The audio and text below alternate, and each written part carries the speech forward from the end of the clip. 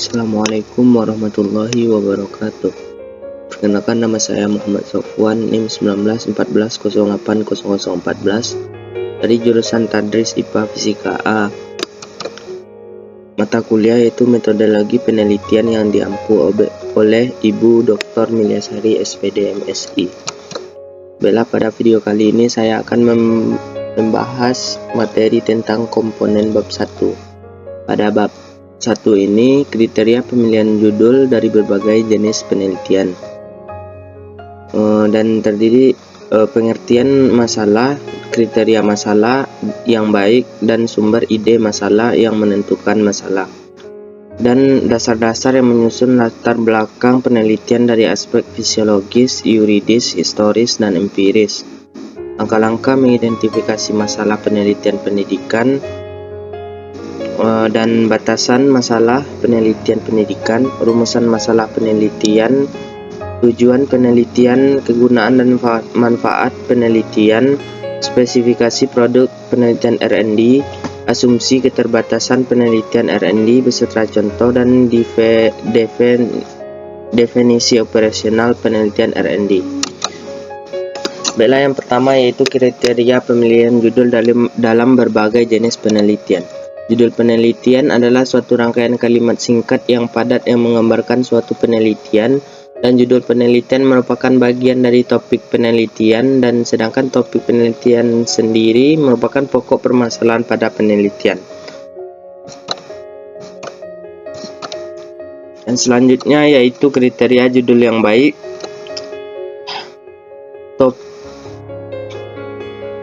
Topik yang dipilih tidak memiliki masalah terlalu luas dan juga tidak terlalu sempit, dan menarik minat peneliti, dan menggunakan kalimat yang simpel dan menunjukkan dengan jelas variabel penelitian, dan judul mampu menunjukkan problematik yang terkandung di dalam topik yang akan diteliti, dan judul yang dipilih juga memiliki signifikasi sebagai karya ilmiah, dan peneliti mampu melakukan penelitian yang cukup waktu untuk melakukan penelitian.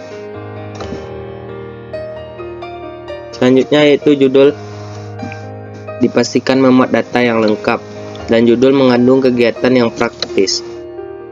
Yang selanjutnya yaitu pengertian masalah, kriteria masalah yang baik, dan sumber ide masalah dan menentukan masalah. Menurut Noto Atmojo, masalah penelitian secara umum dapat diartikan sebagai suatu kesenjangan antara yang seharusnya dengan apa yang terjadi tentang suatu hal, atau antara kenyataan yang ada atau yang terjadi dengan yang seharusnya, atau terjadi serta antara harapan dan kenyataan. Secara umum, masalah adalah setiap situasi yang di dalamnya terdapat ketidaksesuaian antara aktual dan ideal yang diharapkan, atau antara apa yang ada dan apa yang seharusnya ada. Kriteria masalah yang baik yaitu masalah yang dipilih mempunyai nilai penelitian dan masalah yang penting untuk dipecahkan, dan masalah yang dipilih harus sesuai dengan kualifikasi peneliti dan dukungan teori dari sumber yang tersedia, dan masalah yang menarik untuk dipecahkan. Sependapat mungkin akan menghasilkan sesuatu yang baru, dan data yang dibutuhkan cukup relevan dan tidak sulit diperoleh, dan tidak boleh terlalu luas tapi juga tidak boleh terlalu sempit. Sumber ide masalah yaitu terdiri dari bacaan, pertemuan ilmiah, orang yang mempunyai kekuasaan atau otoritas, hasil angket wawancara, pengalaman dan institusi, observasi, perubahan paradigma, fenomena pendidikan, dan deduksi dari teori. Cara menentukan masalah sendiri yaitu menceritakan apa yang mendorong peneliti untuk melakukan penelitian terhadap suatu masalah, dan menjelaskan situasi dan kondisi yang menjadi latar belakang terjadinya masalah, menjelaskan alasan dan memilih sesuatu yang masalah yang dipilih, dan mendesak masalah yang muncul lainnya, dan masalah tersebut penting dan berguna apabila diselesaikan. Yang ketiga yaitu dasar-dasar yang menyusun latar belakang penelitian dari aspek fisiologis, yuridis, historis, dan empiris. Aspek fisiologis yaitu mengikuti peraturan yang ada dan merujuk pada landasan hukum yang berlaku dan menjelaskan metode yang digunakan dalam penelitian. Aspek yuridis sendiri bersumber dari pengetahuan yang ada, diambil dari pendapat para ahli, menjadi acuan sebelum penelitian dilanjutkan dan tujuannya menguatkan argumen dalam laporan penelitian. Aspek historis sendiri yaitu berdasarkan penelitian yang telah ada dengan acuan jurnal penelitian yang terdahulu dijadikan sebagai poin untuk menyelesaikan masalah dan tujuannya menguatkan materi teori yang pembahasan laporan penelitian. Aspek empiris sendiri terdiri dari menjelaskan alasan memilih masalah sesuai dengan data di lapangan dan data terbaru yang ada, dikaji melalui tinjauan pustaka atau wawancara. Tujuannya menjelaskan kejadian yang nyata dari masalah yang diambil. Yang selanjutnya yaitu langkah-langkah mengidentifikasi masalah penelitian pendidikan. Permasalahan penelitian adalah suatu rumusan kalimat interogatif mengenai hubungan antara dua variabel atau lebih yang belum terjawab dengan teori atau penelitian yang ada. Tujuannya untuk mengetahui status variabel dan mendeskripsikan fenomena tersebut dan membandingkan dua fenomena variabel atau lebih dan mencari hubungan antara fenomena dan variabel tersebut. Langkah-langkah mengidentifikasi masalah yaitu yang pertama memahami topik dari masalah yang diambil dan mengenali garis besar dari masalah dan mencari sumber permasalahan. Mencari teori berkaitan dengan masalah dan mendiskusikan masalah sebelum diangkat dan membuat kalimat permasalahan. Yang kelima yaitu batasan masalah penelitian pendidikan. Batasan masalah merupakan suatu batasan terhadap sebuah ruang lingkup dari suatu permasalahan supaya pembahasan dilakukan tidak terlampau jauh dan melebar keluar dari teori. Tujuannya agar masalah penelitian lebih spesifik dan tidak mengembang untuk menghindari kesalahan dalam memahami konsep penelitian. Hal yang terpenting dalam membuat batasan masalah yaitu hendaknya sesuai dengan kemampuan peneliti dan sesuai dengan batasan masalah dan data fakta dan juga fakta yang diperoleh di lapangan. Teliti dulu sebelum semua masalah yang akan ditemukan dan batasan masalah yang ditetapkan hendaknya memiliki daya tarik tersendiri bagi peneliti. Fungsinya sendiri yaitu membantu mengidentifikasi masalah dan memfokuskan pada satu persoalan yang membatasi jangkauan proses yang akan dibahas dan menghasilkan sebuah permasalahan yang terselesaikan dan gambaran apa saja yang akan dibahas pada penelitian permasalahan atau pemecahan masalah. Yang selanjutnya yaitu rumusan masalah penelitian di berbagai jenis penelitian. Syarat dalam rumusan masalah dalam pembuatan rumusan masalah yaitu yang pertama tidak rumit atau singkat, jelas, padat, dan tidak ambigu. Sebaiknya dibuat dalam kalimatannya dan mengungkapkan suatu hubungan antara dua variabel dan memuat unsur data yang mendukung. Menjadi landasan penarikan kesimpulan, harus mencerminkan judul penelitian, tidak boleh keluar dari topik yang dibahas dan konsisten atau relevan dengan layar belakang dan memuat variabel yang akan diteliti. Aspek asioatif itu mempunyai sifat pertanyaan yang berkaitan dengan dua variabel atau lebih dan hubungan simetris seperti hubungan dua variabel atau lebih yang muncul secara bersamaan atau yang diartikan sejajar, dicirikan oleh kata penghubung dengan dan menunjukkan bahwa salah satu variabel bukanlah akibat dan pengaruh variabel lain. Hubungan kausal yang bersifat sebab akibat menunjukkan jenis variabel yang dicirikan oleh kata penghubung terhadap. Hubungan interaktif timbal balik yaitu hubungan yang saling mempengaruhi dan tidak diketahui jenis variabel yang dipakai dan dicirikan oleh kata penghubung antara.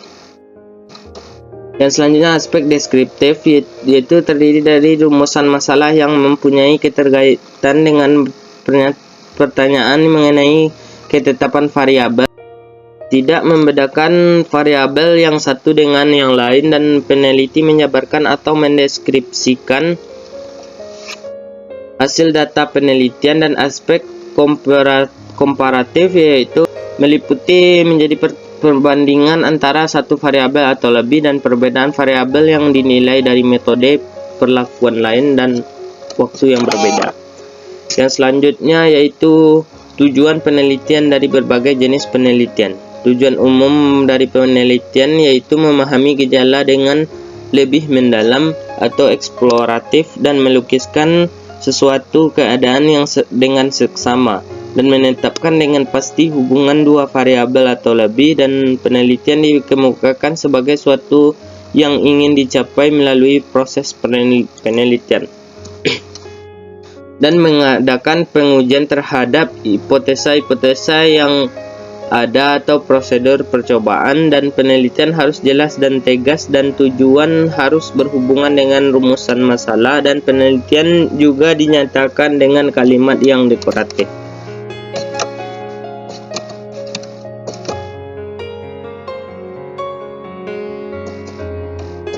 Yang selanjutnya yaitu tujuan khusus. Tujuan khusus dari penelitian yaitu agar mahasiswa dapat membaca dan mengerti penelitian yang ditulis, dan agar mahasiswa melibatkan diri dalam penelitian dan mahasiswa dapat melakukan penelitian dengan baik. Sedangkan tujuan penelitian R&D yaitu menjembatani kesenjangan antara sesuatu yang terjadi di dalam penelitian pendidikan dengan praktek pendidikan dan menghasilkan produk penelitian yang dapat dipergunakan untuk pengembangan mutu pendidikan dan pembelajaran secara efektif. Tujuan dari penelitian kuantitatif adalah untuk menjelaskan suatu fenomena yang hendaknya diteliti dengan dukungan studi kepustakaan, sehingga akan memperkuat analisa peneliti dalam membuat kesimpulan. Tujuan dari penelitian korelasi adalah untuk menentukan hubungan antara variabel atau untuk menentukan hubungan tersebut dan membuat prediksi. Sedangkan tujuan dari penelitian kualitatif yaitu adalah untuk mengungkapkan suatu fakta, keadaan, ataupun fenomena yang terjadi langsung dengan pengungkapan apa yang sebenarnya terjadi. Sedangkan tujuan dari penelitian kepustakaan adalah menemukan permasalahan yang nantinya akan diteliti lebih lanjut lagi dengan cara mencari informasi yang terkait yang relevan dengan masalah yang diteliti. Tujuan penelitian PTK yaitu adalah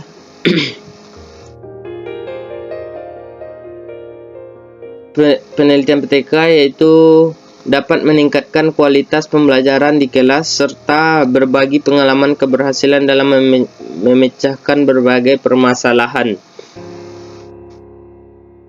Tujuan dari penelitian eksperimen yaitu untuk menentukan hubungan sebab akibat antara suatu fenomena. Yang selanjutnya yaitu kegunaan dan manfaat penelitian pendidikan.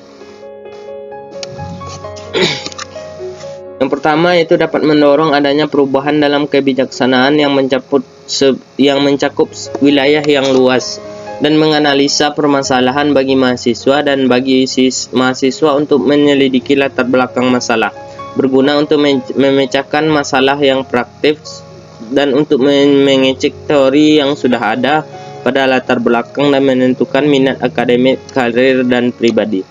Dan menambahkan khazanah ilmu pengetahuan dapat digunakan untuk melakukan sesuatu yang lebih efektif dan efisien dan bagi mahasiswa untuk mencapai nilai dan melaporkan hasil penelitian sebagai tugas akhir, dan mengembangkan kemampuan berpikir kritis dan analitis melalui pembelajaran langsung dan membangun komunitas dengan teman sebaya, fakultas, dan organisasi di dalam dan di luar kampus. Yang selanjutnya yaitu spesifikasi produk penelitian R&D. Spesifikasi produk adalah bagian yang dipakai guna untuk memberikan gambaran konkret tentang karakteristik produk yang diharapkan dari kegiatan pengembangan, dan proses penerjemahan spesifikasi desain ke dalam bentuk fisik yang berkaitan dengan desain belajar dengan maksud menetapkan dasar empiris untuk mengkreasikan produk. Spesifikasi produk diperoleh berdasarkan hasil analisis kebutuhan dan harus berbeda dengan produk lain. Produk dalam penelitian didasari dengan hasil studi literatur, pengukuran dan pengumpulan analisis kebutuhan, dan penelitian dalam skala yang kecil. Produk sendiri dapat berupa bahan penelitian untuk guru, materi ajar, media pembelajaran, soal-soal, dan sistem pengolahan dalam pembelajaran. Rancangan produk yang dikembangkan mencakup tujuan dari penggunaan produk, siapa pengguna dari produk tersebut, dan deskripsi dari komponen produk dan penggunaannya. Yang selanjutnya yaitu asumsi dan keterbatasan penelitian R&D beserta contoh. Asumsi adalah pengembangan yang merupakan landasan untuk menentukan karakteristik produk yang dihasilkan dan pembenaran pemilihan model serta prosedur pengembangannya. Asumsi diangkat dari teori-teori yang teruji valid dan pandangan ahli dan data empiris yang relevan dengan masalah yang hendak dipecahkan dengan penggunaan produk yang akan dikembangkan. Contoh asumsinya yaitu audio visual yang digunakan sebagai media pembelajaran untuk mempermudah pemberian layanan dan siswa dalam memberi dan menerima layanan. Dalam pengembangan model layanan informasi karir dan berbantuan audio visual ini memanfaatkan teori karir yang dikembangkan oleh Holland. Dan keterbatasan pengembangan dan pengungkapan keterbatasan dari produk yang dihasilkan untuk memecahkan masalah yang akan dihadapi. Dan keterbatasan pengembangan dimaksudkan agar produk yang dihasilkan dari kegiatan pengembangan dicermati dan dipahami secara hati-hati oleh pengguna. Contoh keterbatasan sendiri yaitu pengembangan model ini hanya terbatas pada layanan informasi karir untuk meningkatkan kematangan karir siswa. Pengembangan model layanan informasi karir berbantuan audiovisual untuk meningkatkan kematangan karir siswa hanya terbatas untuk sekolah dan tempat dengan siswa SMA dan sekolah yang mempunyai sarana prasarana yang cukup memadai. Yang selanjutnya definisi operasional penelitian R&D.